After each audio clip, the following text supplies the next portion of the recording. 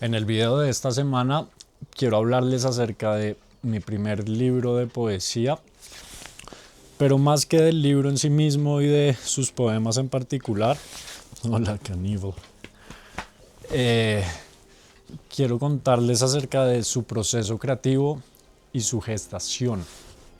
Es un largo viaje, así que los invito a que se preparen un café, a que se pongan cómodos y me acompañen entonces a desentrañar el proceso creativo de este librito.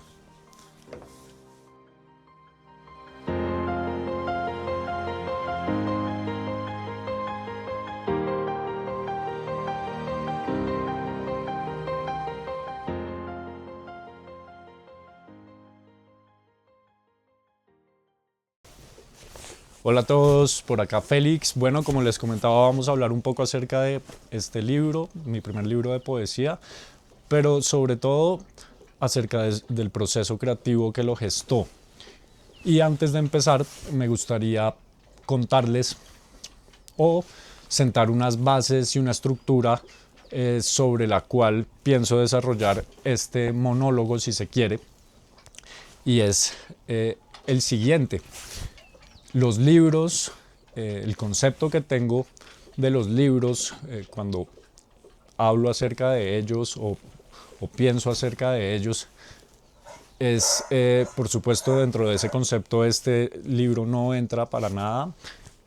Pienso en los libros como la cúspide de la evolución de la actividad humana en los grandes libros y o para ponerlo en otras palabras, podemos usar esta metáfora de los libros son, junto con sus autores, esa especie de flores extrañas, salvajes, indómitas, muy auténticas y bellas, que han logrado ocupar un lugar en el eterno presente del mundo y que así será por siempre mientras haya hombres viviendo sobre la faz de la tierra, y por hombres me refiero a humanidad. Eh, Dicho esto, también pienso en un aforismo de Nicolás Gómez Dávila que me gustaría citar acá en este momento.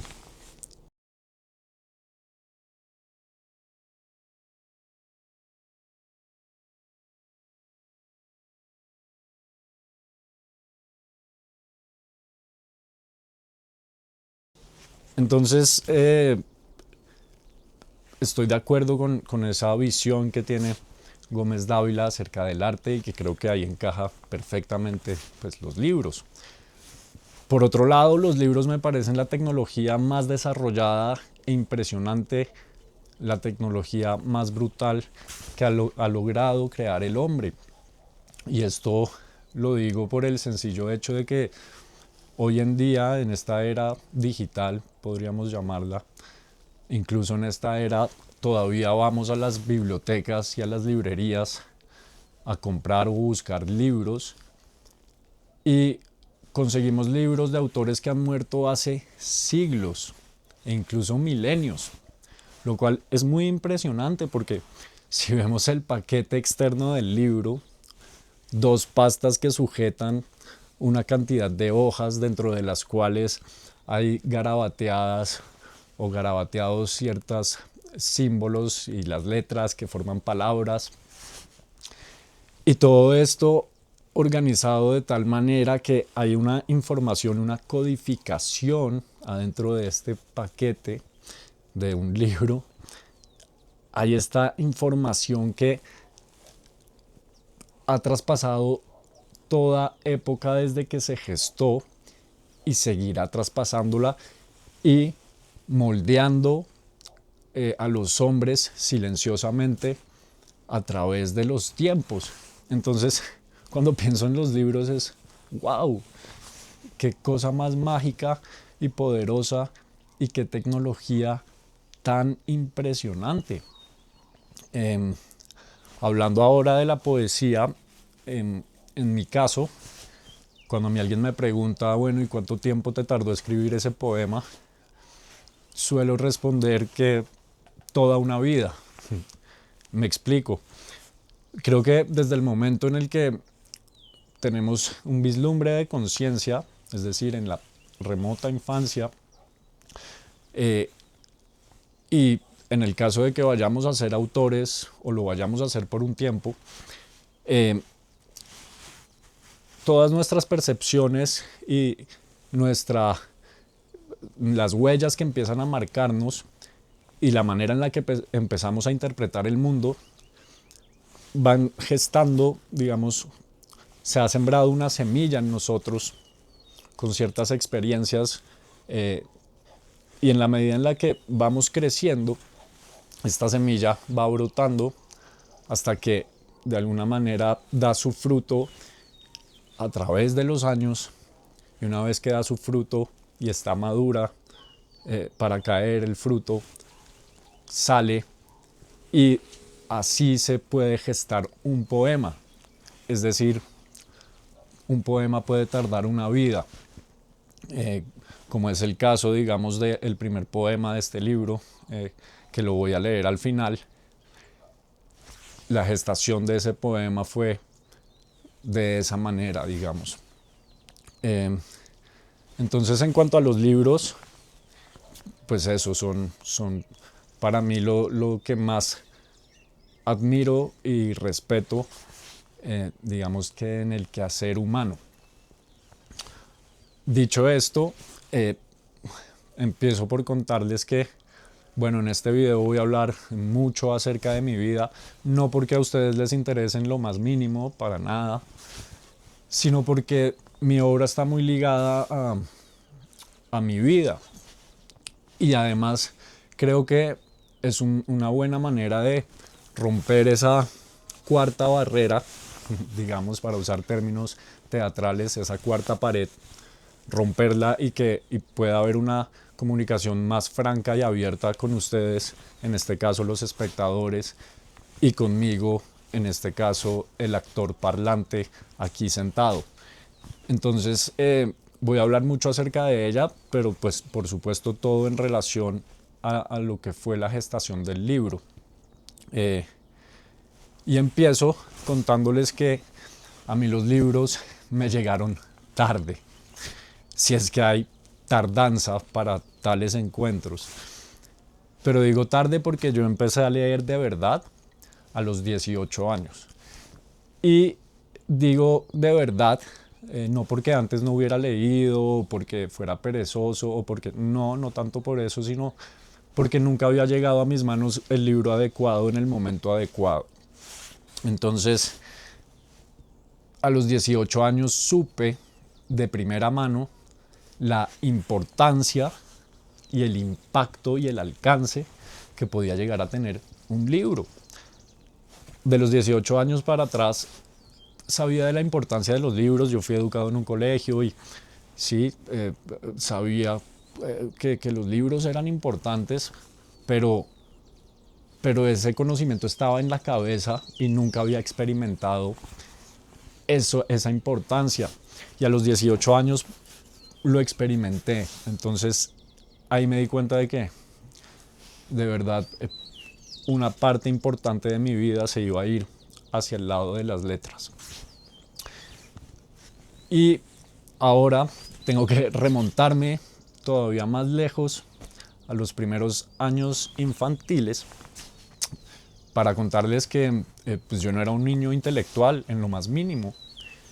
De hecho, era muy torpe con el pensamiento abstracto.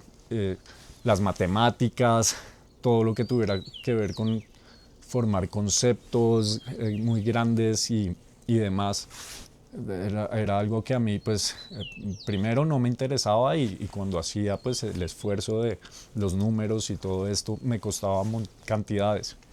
De niño, eh, por el contrario, yo estaba embelesado con el mundo de las formas, con experimentar la vida como algo nuevo, con el sentir, con las sensaciones. Entonces, como la mayoría de los niños, creo yo, lo único que quería era jugar, y empecé a desarrollar, digamos que mis actitudes o mis virtudes de infancia eran completamente físicas y corporales de juego y deporte, y no entendía nada del pensamiento. O sea, me costaba mucho más que a los demás compañeros de mi clase el entender los números y las cosas muy abstractas. Entonces era supremamente eh, torpe o corto en ese sentido con el pensar, ¿no?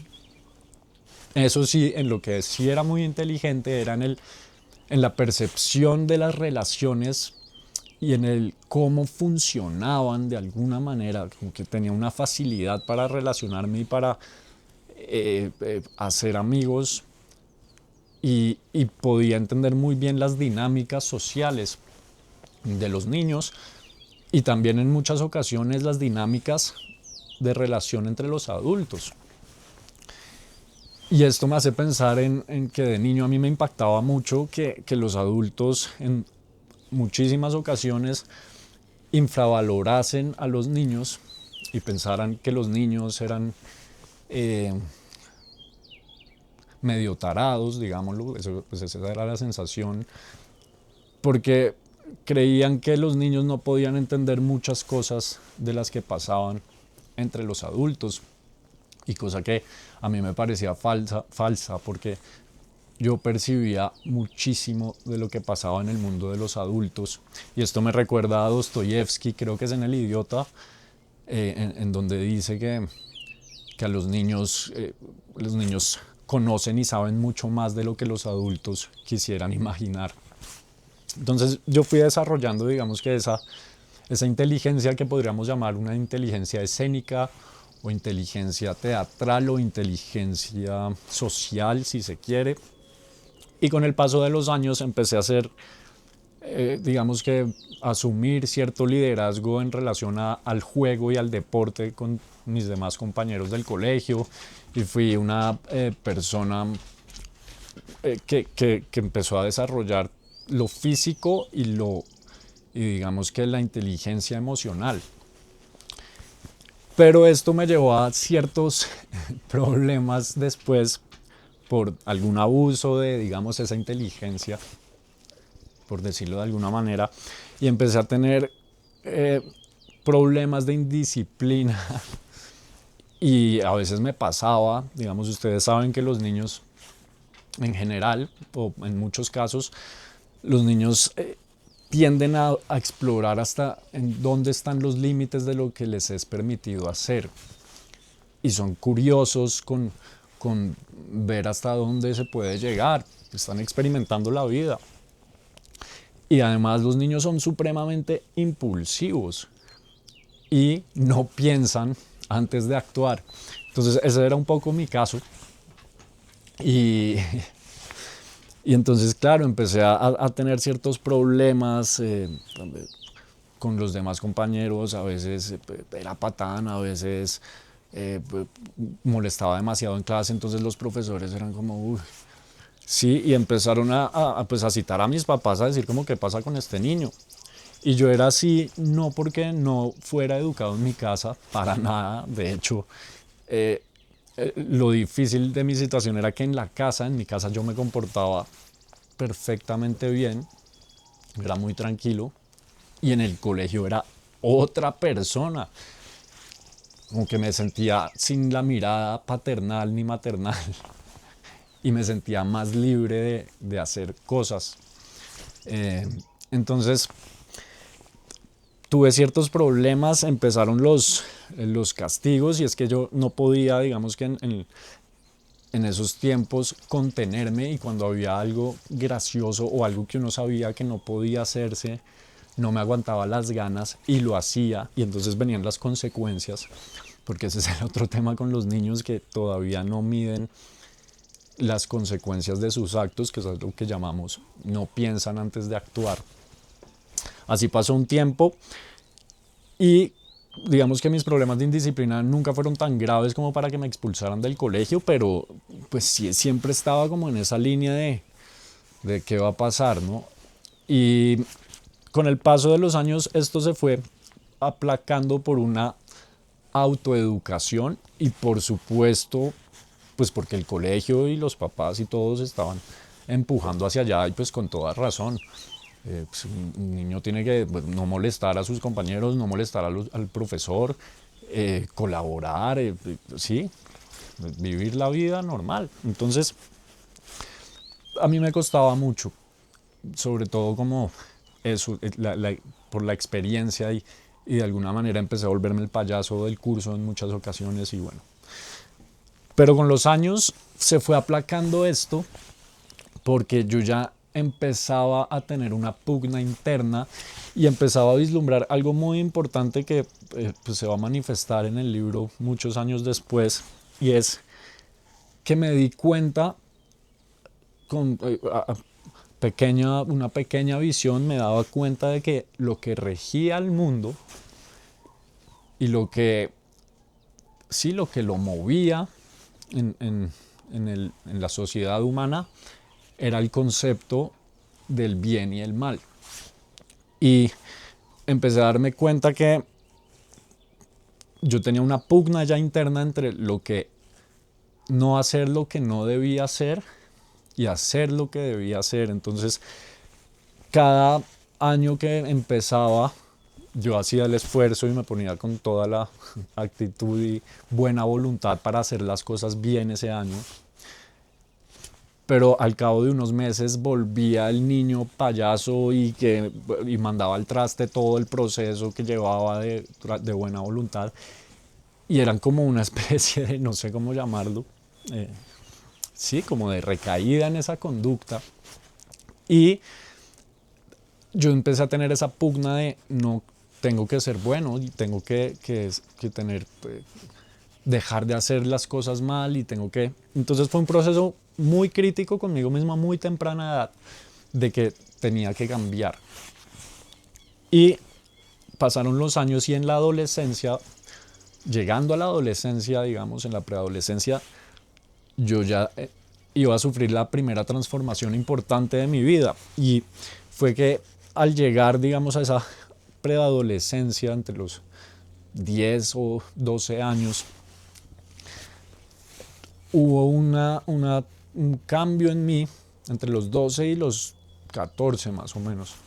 Hubo un cambio en mí en el que yo ya veía a ese niño que había sido mucho más pequeño y lo veía con cierta repugnancia y con cierto yo no quiero ser eso. Y digamos que todos esos impulsos y toda esa indisciplina y esa en ocasiones patanería, etcétera, se fue aplacando y la fui aplacando. Pero empezó a sucederme algo que de niño jamás pensé que me pudiera suceder. Y eso es algo que fue muy fuerte porque de niño yo era muy seguro de mí mismo, era muy inteligente y muy lúcido. Y cuando llegó la adolescencia fue como si diera un giro de 180 grados y todo ese niño que era se fue apagando, pero no fue que me fui apagando y volviéndome una persona más tranquila, no, sino que era consciente del proceso que estaba sufriendo y la transformación en la que me estaba volviendo y de la que no sabía cómo me iba a salir porque no me estaba gustando y empecé como a... La meta de la adolescencia era ser bueno, en mi caso. Y entonces, al tratar de ser bueno y al ver el egoísmo que había tenido y al ver como todas esas, digamos, malas cualidades, y al tratar de cambiarme radicalmente para ser bueno y desinteresado y etcétera, empecé a volverme un niño muy, muy callado, inseguro. Empecé a darme cuenta de que al ser bueno, el ser bueno no era tan buen negocio en el mundo y que no era atractivo en lo más mínimo. Y que esto en relación ya en la adolescencia, digamos, cuando empieza a haber cierta atracción por el sexo opuesto y yo trataba de ser bueno y tenía ya tal carga encima mío que empecé a verme digamos que con unas desventajas enormes en relación a lo social, y empecé a volverme muy inseguro y a opacarme y a opacarme y a empezar a sentirme mal. Y en la adolescencia llegó la primera crisis fuerte de la vida, que ya vamos a llegar ahí, pero a lo que voy con esto es, me acuerdo mucho de la narración de Kafka en La Metamorfosis, porque fue algo muy parecido a lo que me pasó en ese entonces, y es volverse un bicho del que uno es consciente de toda la transformación que tuvo, pero ahora uno es ese bicho y uno ya no sabe cómo actuar en el mundo ni cómo ser.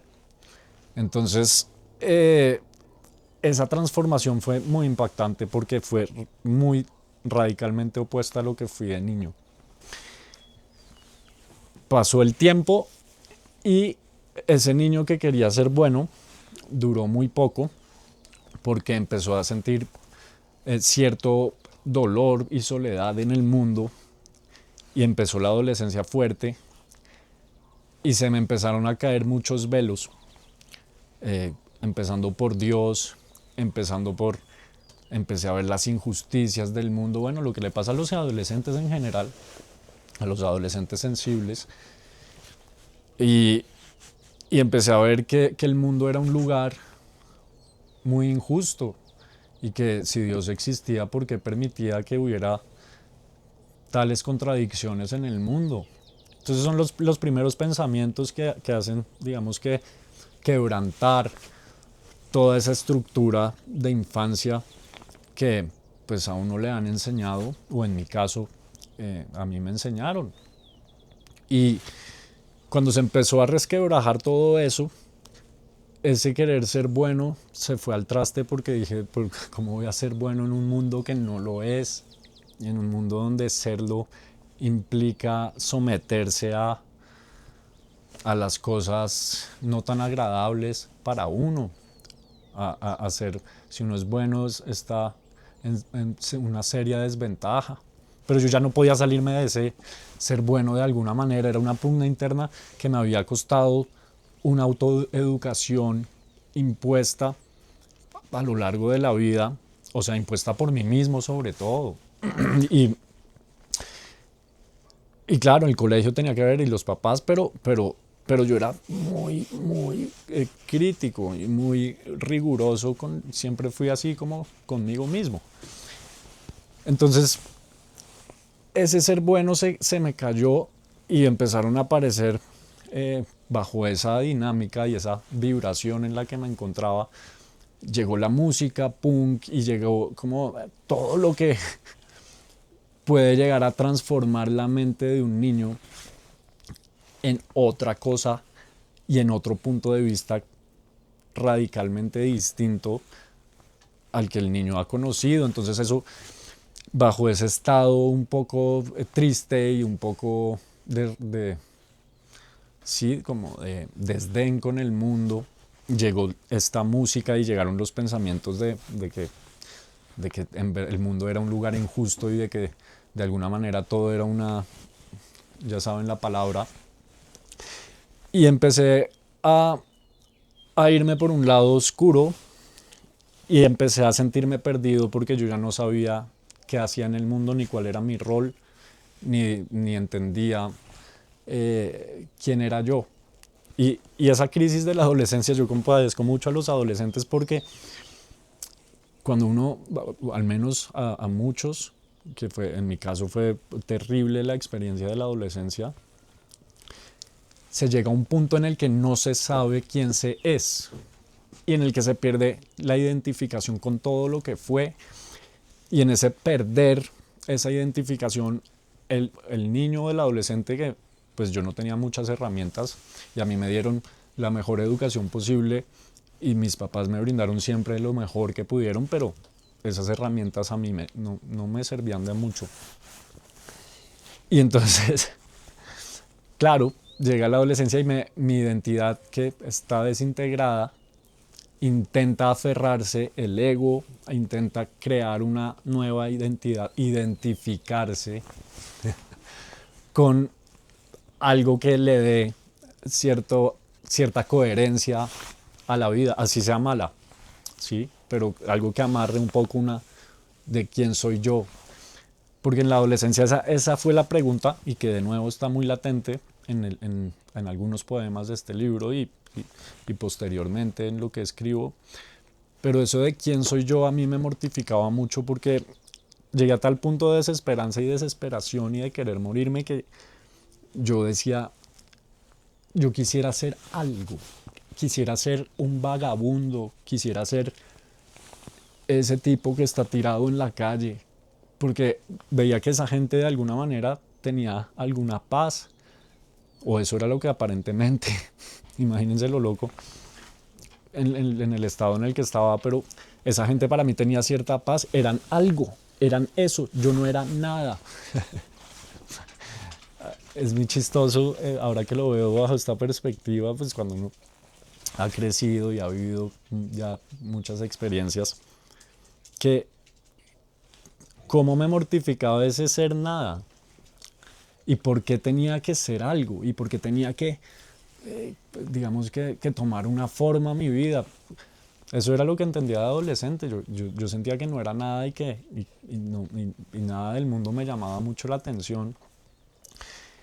Y quería hacer algo, pero pues claro, es lo típico cuando uno no ha tenido las herramientas para navegar estos temas del yo, pues que estaba sufriendo demasiado queriendo ser algo, pero ya era algo, solo que no lo veía, no lo podía ver y se me habían caído muchos velos del mundo. El caso es que de los 14 a los 18 años yo no vivía, sino que nadaba la existencia, respiraba, sacaba la cabeza y me volvía a hundir y braceaba y por supuesto tuve momentos muy críticos de querer matarme y mi mamá muy preocupada y mi papá me llevaron a psicólogos y todo que no me servían, no porque no fueran buenos, sino porque yo era muy hermético y tenía un recelo y una precaución con el mundo de los adultos muy tremendo. Entonces yo pensaba que si yo le decía algo al psicólogo o le contaba cosas, inmediatamente le iban a decir a mis papás. Entonces yo me guardaba todo y era muy hermético y nadie podía sacarme nada. Y además ni yo mismo sabía muy bien qué me pasaba. Esto duró todo ese tiempo. Eh, fue o sea, fue realmente triste la adolescencia y fue larga. Eh, ¿Y a qué va esto? Que a los 18 años, y volvemos al punto del principio, que fue cuando me llegaron los libros, a los 18 años yo estaba ya saliendo del colegio, decidí estudiar teatro, ahí había una intuición con ese niño, ese primer niño, decidí estudiar teatro, pero cuando decidí estudiar teatro me llegó a la vez el primer libro y lo que les decía de que por primera vez supe que era leer. Entonces, yo durante todo ese periodo no tuve una guía.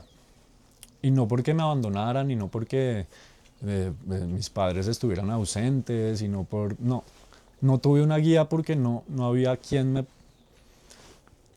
Nadie me hablaba directamente a las necesidades más profundas de mi ser y nadie las conocía porque ni yo mismo sabía cuáles eran.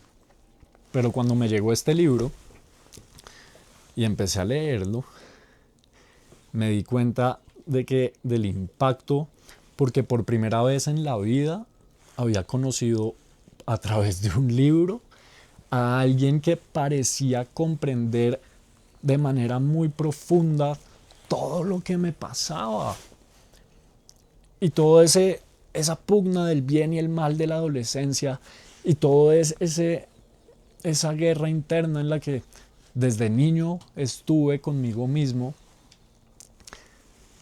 me estaba siendo explicada a través de este libro y yo simplemente cuando yo iba a leer y estaba leyendo este libro y me sentaba en los cafés y empezaba a leer, mi cuerpo en ocasiones temblaba porque tal era la adrenalina de lo que estaba leyendo que puf, eh, fue una cosa impresionante, fue un impacto y un alcance.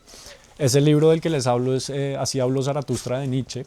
Fue mi maestro Nietzsche durante toda esa época, mi única guía, digamos, y mi primera guía, y así entré al mundo de las letras. Él fue mi iniciador, eh, quien me llevó de la mano a todo ese mundo y quien me mostró una profundidad y una rebeldía muchísimo más profunda que la que, claro, porque cuando fui adolescente en un punto y dejé de querer ser bueno y me volví malo con las máscaras de un adolescente y el punk y la cresta y la revolución y todo lo que llamamos rebeldía.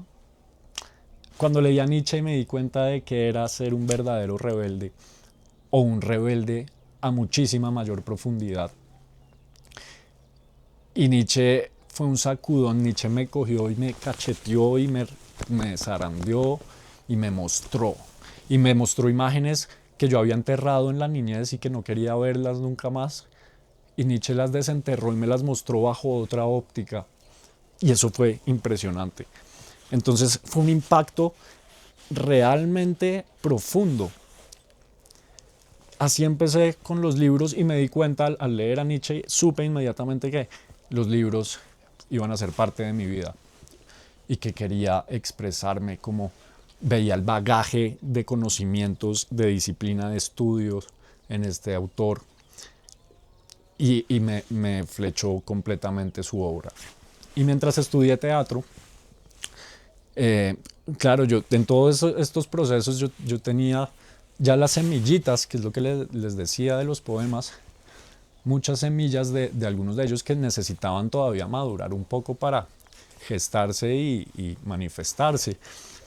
Y yo estudié el teatro, por un lado estaba conociendo más de cerca la poesía, el siglo de oro español, métrica de los versos, a poetas grandísimos colombianos, y por el otro devorándome la obra de Nietzsche. Entonces el teatro y Nietzsche fueron una cosa que sucedió al mismo tiempo, digamos.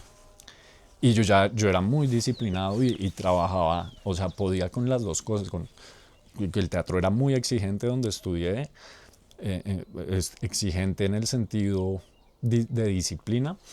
Y pues leer a Nietzsche también requiere una energía cerebral intensa y potente. Entonces,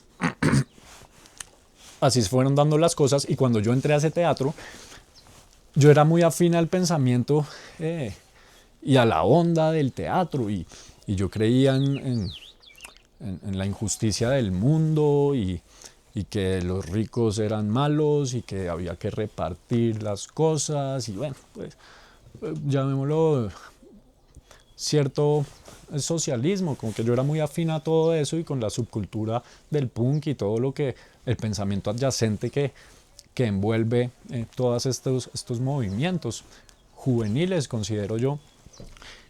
Y entonces, cuando leí a Nietzsche, ese pensamiento se fue difuminando. Nietzsche me fue destruyendo todo lo que argumentaba esa manera de pensar y me fui alejando de todo esto y empecé a tener problemas en el teatro, no por indisciplina, yo ya, o sea, como se habrán dado cuenta en el colegio, yo ya estaba corregido, yo llegué a la universidad y todo el juego de los niños de ser indisciplinado o molestar en clase, sí, yo ya estaba corregidísimo en ese sentido, pero sí empecé a ser muy crítico con ciertas ideas y de alguna manera, y esta es mi percepción, puedo estar equivocado, pero es mi percepción y creo en ella. Empecé a sentirme marginado en la escuela debido a que mi pensar era otro y que cada vez se alejaba todavía más del pensar y sentir de esa escuela. No todos es decir, tuve profesores muy buenos, sobre todo recuerdo con cariño a una profesora, la profesora de español. Ella me fue muy interesante y me enseñó muchísimo. Ella realmente perfeccionó el tema de la escritura que yo traía desde el colegio y le estoy muy agradecido a esa persona. Pero había unos casos que yo de verdad no me aguantaba. Empecé a sentir una coerción muy brutal. Y el tercer año de estar allá metido, primero pues yo ya no me sentía aprendiendo nada nuevo. Ya faltaba poco para graduarme, pero yo entraba a ese teatro y me ponía tenso, no disfrutaba ya ninguna clase, había una tensión y yo pues estaba pedaleando por mi lado pero en la escuela no había, es decir, yo no me sentía a gusto, no me sentía en casa, no me sentía en familia, no sentía que era mi lugar y dejémoslo ahí, ese no era mi lugar. Y al tercer año, además, ya no íbamos a montar ningún clásico, sino una obra colombiana para pues, celebrar en ese momento el bicentenario del país. Entonces yo dije, ya, vámonos, punto, se acabó la cosa. Decidí irme a estudiar, a seguir estudiando en Argentina, pero llegué a esa escuela y en esta escuela no tenía ningún sesgo ideológico ni percibí eso en ningún momento, pero era ya muy laxa y yo venía de este teatro que eso sí, la disciplina era férrea, era una disciplina monástica con lo artístico y yo traía esa disciplina y ese ímpetu y cuando llegué a esta escuela era todo muy relajado, muchas horas libres y entonces dije, duro 6 meses acá y me voy y decidí venirme a Colombia a pedir trabajo. Mientras tanto pues seguía escribiendo, seguía leyendo mucho, estudiando juiciosamente y llegué a Colombia y decidí pedir trabajo como profesor. Yo ya me sentía listo para hacerlo en el Gimnasio Moderno, que fue donde estudié de niño. Fui y hablé con el rector me dijo, mire, el profesor de teatro actual se va en diciembre, no le garantizo el puesto, pero si usted quiere intentarlo, intentar conseguirlo, háblese con él y asista a sus clases y vean qué proceso está y haga las cosas como tienen que ser y ahí miramos qué pasa, pero no le garantizo nada. Y así fue, empecé a asistir como, digamos, asistente del profesor y vi el proceso y conocí el proceso en el que él estaba con los alumnos. Nos hicimos amigos, era muy querido, un caleño, me acuerdo. Eh, y, y entonces llegó diciembre, él se fue y por supuesto llegaron otros candidatos al puesto para ocupar el cargo de profesor de teatro. Había gente con más experiencia y pensé que no iba a tener ese puesto porque pues sí, había gente pues mayor. Pero, y esto fue interesante, conseguí el trabajo no por el rector, sino porque el mismo profesor, al ver que yo lo acompañé en su proceso y asistía a las clases sin que me pagaran un centavo, decidió que yo era el ideal para ocupar el cargo. Entonces así conseguí ese trabajo y en el Gimnasio Moderno fue como, ese fue un punto muy interesante porque la creatividad se desbordó y ahí terminé de pulir lo que iba a ser este libro. Terminó el trabajo allá, al año siguiente reuní el material para publicar el libro y a lo que iba con toda esta historia tan larga es que si se fijan y por eso les hablé digamos tan minuciosamente en resumidas cuentas de mi vida, porque el tema de los personajes y de las transformaciones estuvieron latentes a lo largo de mi existencia hasta la publicación de este libro. Y en este libro hay muchas voces y es un libro muy teatral en el sentido de que son distintas voces las que están hablando como personajes. Por supuesto hay muchos poemas, algunos que yo ya diría, no, bajo la perspectiva en la que me encuentro hoy, no publicaría o no hubiera publicado, pero también hay un puñado de poemas que todavía veo y rescato y que me parecen fantásticos que estén ahí y por eso publicito el libro. Si no fuera así, pues no lo estaría haciendo. Además, bueno, Raúl Gómez Hattin diría que en un libro de poesía no todos los poemas son excelsos y hay poemas buenos, hay poemas regulares y hay poemas malos y eso es parte de una obra o de un poemario. Entonces, hasta acá les cuento eso. eh, Voy a leerles a continuación el poema del que les hablé al comienzo, pero me despido desde ya. Y si se vieron este video, no sé si habrá sido un ladrillo, este video tan largo, con tanta charla no, tanto monólogo, les agradezco y quiere decir que hubo una conexión, encontraron algo valioso, algo los enganchó para que vieran el video hasta acá. Muchas gracias, de verdad, de corazón, valoro mucho eso. Las personas que están suscritas al canal pues se darán cuenta con este video de esta es otra faceta y es algo que quiero seguir explorando en el canal. Los libros pues son parte intrínseca y muy relevante en mi vida. Entonces hoy hago esta introducción a esta faceta, que tengo otra obra de la cual vamos a ver si me animo a hacer un video hablando sobre ella, que es el proceso posterior a este libro y del cual surge la siguiente obra. Pero nada, gracias de verdad por estar acá acompañándome. Por favor, si les llegó algo, denle corazoncito, compártanlo con quienes crean quienes les puede servir este video. Suscríbanse, nada les cuesta y a mí me ayuda y me motiva a seguir haciendo este trabajo. Así que acá les va el poema, se llama Analogía y bueno, espero que lo disfruten. Y dice: tú, flor, cuyo perfume rara vez será olfateado, que pendes solitaria sobre la rama de un árbol. Tú, flor, extiendes tus pétalos purpúreos, terzando la atmósfera que refleja el espacio. Tú, cuya belleza, en el bullicio de la húmeda selva, tal vez nadie más que yo jamás ha vislumbrado, desperdicias tu fragancia sobre el gajo del árbol en el que tú has crecido soberbia, delicada y temblando. La selva y el árbol del que dependes esperan tus frutos.